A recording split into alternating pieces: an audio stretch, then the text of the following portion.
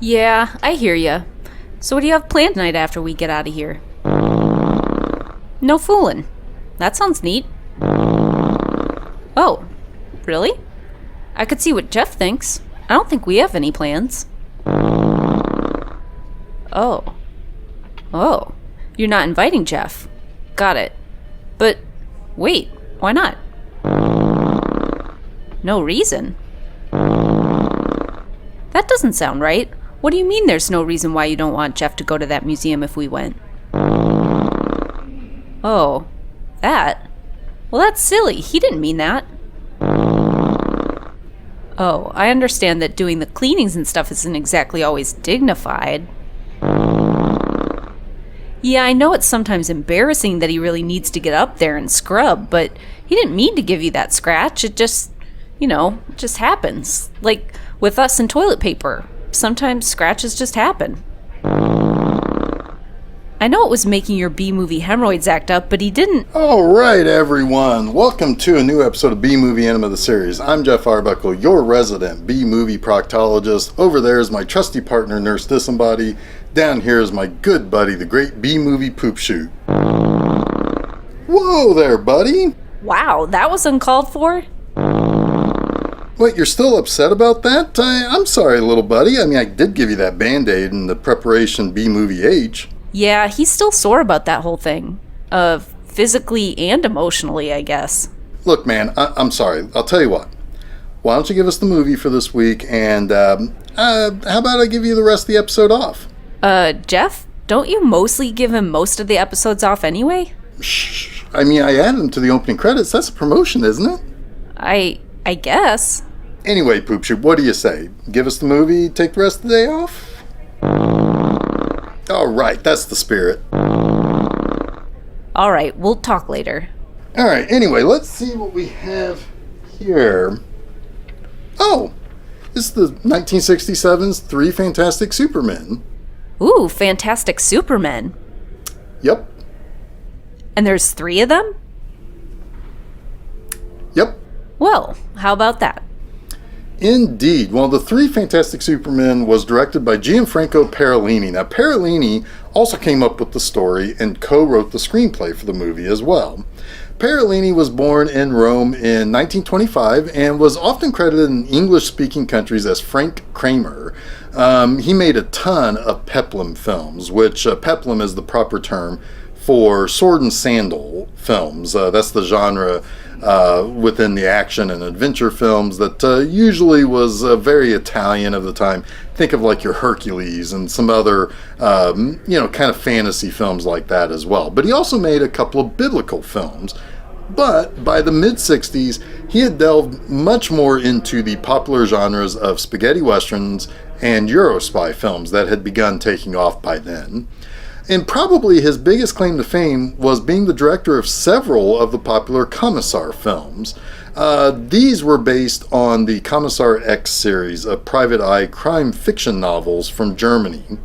The stories all centered around Private Eye Joe Walker. Now, the Kommissar X series was basically the response to Ian Fleming's James Bond books being popular, and along with the films being a pretty big deal at the time.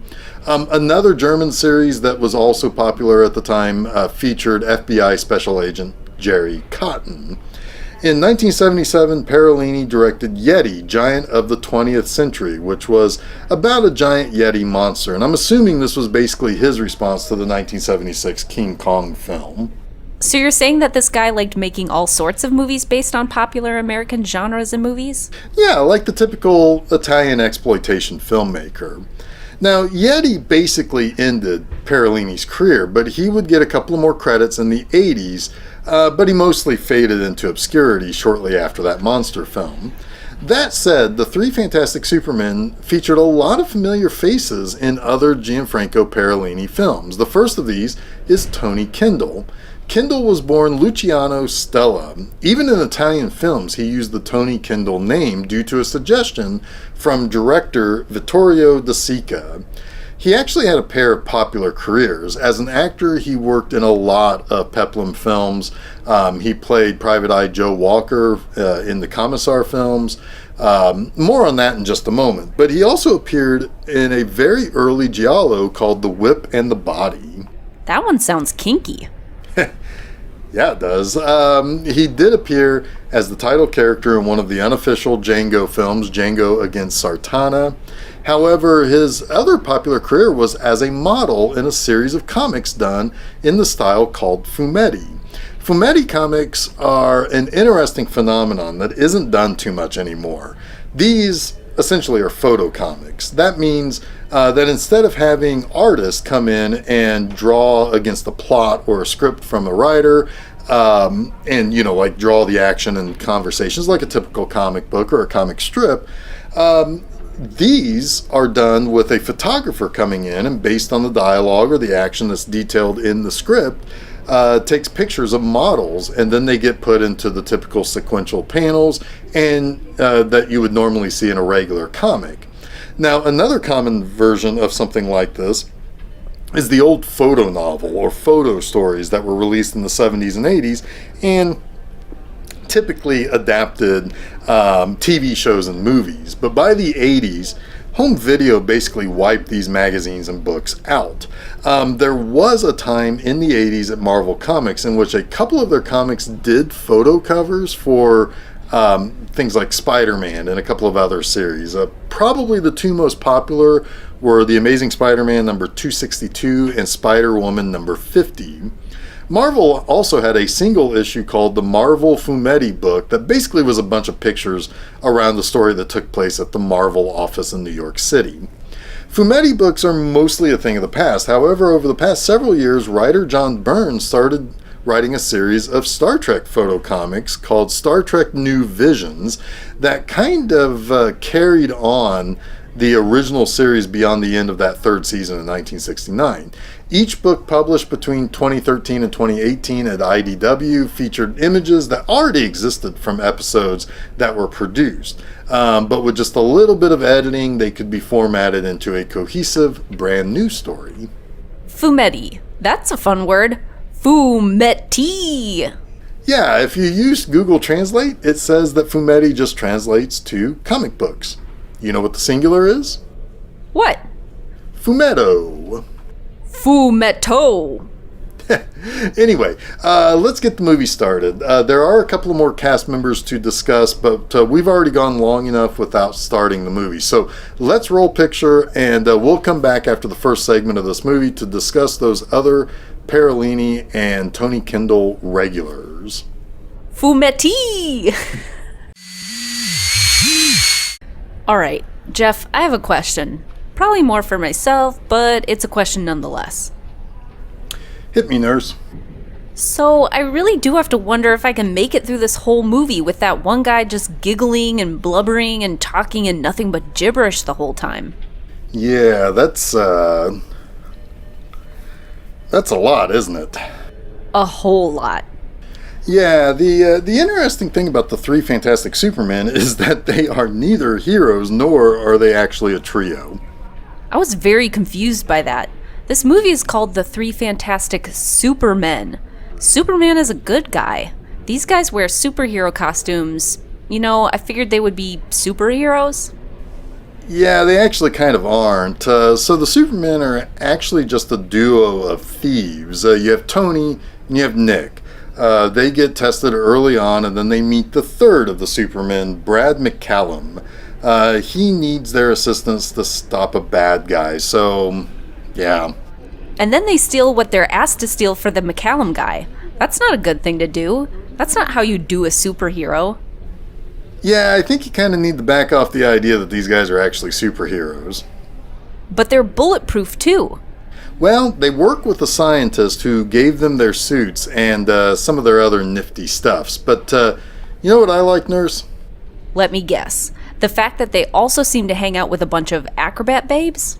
You got it in one. These guys have a great life, don't they? I mean, they steal stuff and do crime, and then they hang out with acrobat babes, and then also dance with other ladies. I mean, I don't see how crime doesn't pay in this scenario.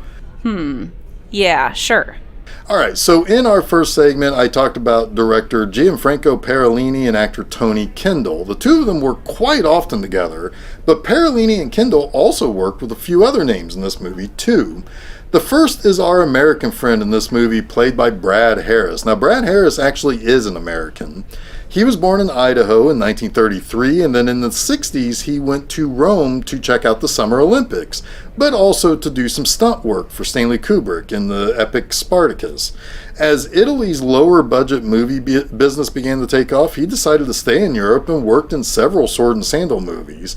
In 1961, he worked with Parolini for the first time in the film Samson. He also played Hercules for a film for Parolini. And by the mid-60s, he was paired with Tony Kendall for the Commissar X series. The Harris and Kendall pairing would end up becoming a pretty popular duo in Europe. They even predated the very popular Terence Hill and Bud Spencer duo that would end up being a long-running pair in several Italian films. Later, Brad Harris would get roles in two movies that I covered as blog reviews at the B-Movie Enema site. The Beast in Heat, yeah, the bestiality Nazi movie, and 1983's Hercules. Yeah, the Cannon Films movie. Wait, did you say? Yeah, the Nazi bestiality movie. No, a Cannon Films movie? Yeah, hey, what's that sound? Oh, yeah, that. We're getting a Zoom call. Well, answer it. Fine. Aldo Canty, billed as Nick Jordan, he, like Brad Harris, is a stuntman. He's our mute Superman, and he had over 50 credits in his acting career with such bangers like Blood and Bullets and Super Stooges versus the Wonder Women, and so on. He worked with Parolini quite a bit too, including appearing in that Yeti movie. Now, interestingly, he appeared in two movies called War of the Planets. The 1966 one is an Italian film through and through. The 1977 version was another Italian film, but in English. His best-liked films were the two Sabata films that he made with Parolini. Lastly, we have Carlo Tamburlani. He plays the kindly Professor Schwarz, and he had nearly 140 credits to his name over a 45-year career. He appeared in several Parolini films. So yeah, Parolini clearly kept his cast close and used them as various players in several films. It was pretty nice for actors to have steady work, because whenever Parolini made a film, seems like they got roles. Right, Nurse? Jeff, you are not going to believe who called into our Zoom line. To be honest with you, nothing can surprise me, so patch him through, Nurse. Op. Oppa. Whoop. All'oop. Grazie. Look out now. So, let me guess, you're the three Fantastic Supermen? You got that right, Jeffrey. I'm Antonio. And I'm Tony. You can call me Anthony. Antonio, Tony, and Anthony. So Tony, are you some sort of late 80s R&B act or something? Oh, he's a funny. We figured we would call in since you're talking about the first of the three Fantastic Supermen movies. Yes, Jeffrey. We like to talk about the legacy of the Fantastic Supermen. Op! Oppa. Whoop. Hey, wait a minute. Aren't one of you supposed to be mute? See, that would be me. But you see, it's not as acceptable anymore, capiche? Oppa. Whoop. Op! I think I get what you're saying, but, See? what are those noises you keep making? What the noises? Whoop. Op! Oppa. Those noises right there. Oh, we're doing the acrobatics. Op! Oppa. Whoop. No, you're not. You're just standing there. I don't see any acrobatics. Oh, that's how fast we are. We are very fast. Check this out. Op! Oppa. Whoop. Still not seeing it. Here, we will try to slow it down for you. Oh. Oppa. Whoop. Guys, you're just too fast for me to see what you're doing. I mean, Nurse, are you seeing it? Of course I can. I don't know what your problem is, but you're missing out. Their moves are fantastic. Wait, really? The beautiful Signora has a good eye for acrobatic art. Oh. Oppa. Whoop. Well, whatever. I guess we should get back to the movie. You really are seeing them move around and stuff? Yeah, I don't know how you aren't seeing it. And then we do a flip like this. Up. Whoop. And then we tumble and roll around and like this. Oro tolo. Rollo, rollo, rollo. Gosh, Nurse, I guess they're just going to keep going on like that? I suppose so. What do we do? I don't know. Hey, what? Do you not like our acrobatics? You know, it's not every day we perform for just anybody. No, it's not that at all. No, it's not that. It's So what is it, Jeffrey? What is it that you don't like about these things? Oppa. Whoop. Excellent. That was a beautiful tumble, Tony. Grazie, buon amico. Good job, Anthony. Gee. Thanks, Tony. yeah. I mean. Then, what is it, Jeffrey? I think what Jeff is trying to say is that wouldn't you rather talk about the movie? This is the first movie of the three fantastic Supermen. It's the legacy you three have inherited. Don't you want to talk about that? Huh. No one has ever really asked us about the movie. They just want to see us doing our tumbling and acrobatic tricks. Oop! Oppa. Whoop. Oh, no, it's... Oh, God, please stop with that. Scusi, what is it you said? Nothing. It was nothing. I was just going to say that since I'm having a hard time seeing the tricks that you're doing, I would have to imagine others in my audience are also having a hard time seeing the tricks. So maybe, we can just kind of talk about the movie? See, we would be happy to accommodate all two of your viewers. Swell. Hey. Just let it go, Jeff. So what is it you want to know about the movie? Oh, yeah, so,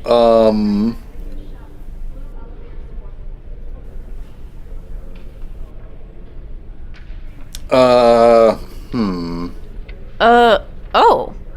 What was it like to work with... Well, no, I guess never mind on that one.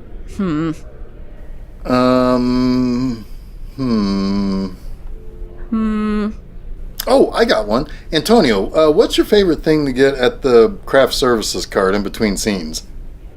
Oh, see, for me it would have to be the Genoa breadsticks. See, Genoa breadsticks. That's a good order. See, it's a quality sandwich. Gosh, and you get the breadsticks too with that, huh? See. Well, ain't that something? Anthony? What's the workout regimen for being one of the fantastic Supermen? Oh, I don't know. It's a lot of protein powder drinks, a couple chin-ups, maybe with a few sit-ups mixed in. I don't know. I'm used to eating a lot of Big Macs when I'm in between heists, so I do have to get in shape to fit into these tights, if you catch my drift. I can imagine. And trust me, you don't want to be around when I take the tights off in the first few days of getting back in shape.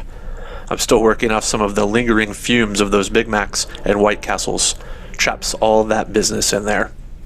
It's very stinky in the dressing room when Anthony gets back at work. I feel ya. I really, really do. Yeah, coming back from hiatus and getting back into hosting shape. Yeah, pretty smelly situation. He is not lying about that. So, Tony, where'd you learn to do acrobatics? I was born in the circus. My mother and father were part of a, freak show? Yeah, the freak show. So what were they? My father was the bearded lady and my mother was the strong man.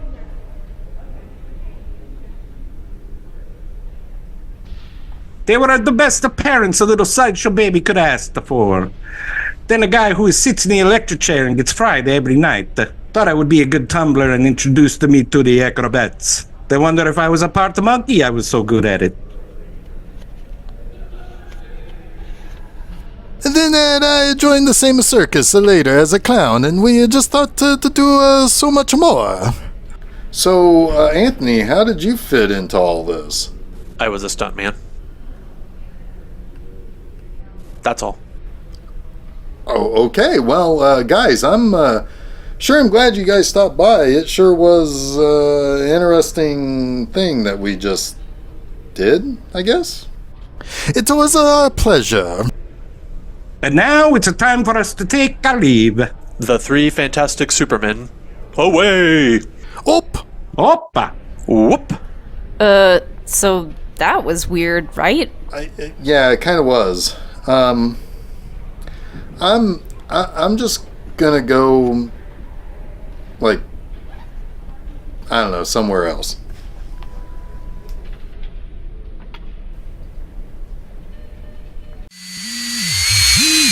So that was certainly a movie, wasn't it, Nurse? It sure was. You know, the movie is kind of crazy in multiple ways. As we were in the halfway point of the movie, I couldn't really say for certain what exactly was supposedly going on in the plot. The FBI are playing spies. By the way, I don't know if the FBI would have been involved in this. I mean, they can certainly work outside the borders of the United States, but they have to be invited in by the other country they're operating in. If they weren't, or if they were trying to stay secret, well, they wouldn't likely be in the proper jurisdiction, but I digress. So the FBI wants the help of these acrobatic supermen to help them get this thing. If they agree to help, the FBI will forget about the whole Pentagon thing. That apparently was a thing that happened at some point. There are a couple of science guys. There are femme fatales. Lots of stuff is happening in this. But I guess it all comes down to a duplication plot. You have the good science dude, Professor Schwartz, right? Well, he used to have this science partner. That partner was thought to be dead, but I guess he faked his death, and he plans to like perfectly duplicate money. By the way, duplicating money perfectly like this would throw the world into abject chaos. I would even argue the duplicated money would be worthless because the standards would be so upset globally by the extra duplicated money floating out there. I digress again. But this duplication machine can even duplicate people. That's probably the craziest thing about this whole movie. So the bad science dude makes goons with the duplication device, but that apparently is not perfect because they don't have eyes. But then again, when you kill one of these duplicates, they crumble into crystals. I mean, that's some Star Trek shit right there, if you ask me. Schwartz has that thing that will make the duplication process perfect, I think. Yeah, bad science dude is apparently running a whole thing, and he's looked at as a benevolent guy, but he also duplicates children and one of the Supermen and one of the other Superman's girlfriends. He uses the duplicates of the Superman to fight the other two, and they're going to kill all the originals because they have the duplicate. I mean, I don't know. That means, but I do know it means that the bad guy is planning on killing children. That's kind of metal for a 1967 silly acrobatic thief/superhero comedy. I like how the evil organization also does a fashion show. Well, yeah, duh, you gotta have your fun too. I guess so. But this is a weird movie, I'm not gonna lie. I don't know how I really feel about it. It was not entirely panned when it got released. Some critics even kind of found it to be fun and a new kind of romp to have the acrobats in it and everything. It was a different type of spy movie at the time, and I guess that made it something of a breath of fresh air by this point because there were so many Bond movies and duplications of Bond movies and Bond movie ripoffs. But all that said, I do appreciate that it isn't just a cool guy with a gun and judo chop moves trying to save the world from some crazy sci-fi thing that a supervillain has. It means well to try to be more of a comedy and have actual actors who can do the tumbles and all the action stuff. I just don't know how much I really liked it. There is a lot going on in this plot, and it sometimes can be a bit of a task to keep up with. But what about you, Nurse? Want to give your review? Yeah, as I said before, I wasn't really sure I was going to be able to make it through the movie. The one guy just speaking in gibberish and giggles all the time was really getting on my nerves. Beyond that, I do like the duplication machine. I could have some pretty fun times with something like that. Anyway, it's been a while since I've seen a child actually get slapped on screen, and that hit looked real too. But man, this movie is pretty Italian, isn't it? I kind of feel like most of the actors should have said all their lines with that stereotypical hand gesture thing. But yeah, the movie just didn't quite land for me. The plot was hard to follow, the comedy wasn't all that funny. Maybe I'm still high off the Beach Girls, but I could have used a little more naughtiness in this movie. Come on, Italians, give me something naughty. I'm gonna give this one 2 poops out of 5. Jeff, back to you. I have to admit, that is a little bit lower than I expected, but I think I like it a little more than you did, but I can't argue with much of what you said. It just didn't hit right for me, Jeff. Yeah, fair enough.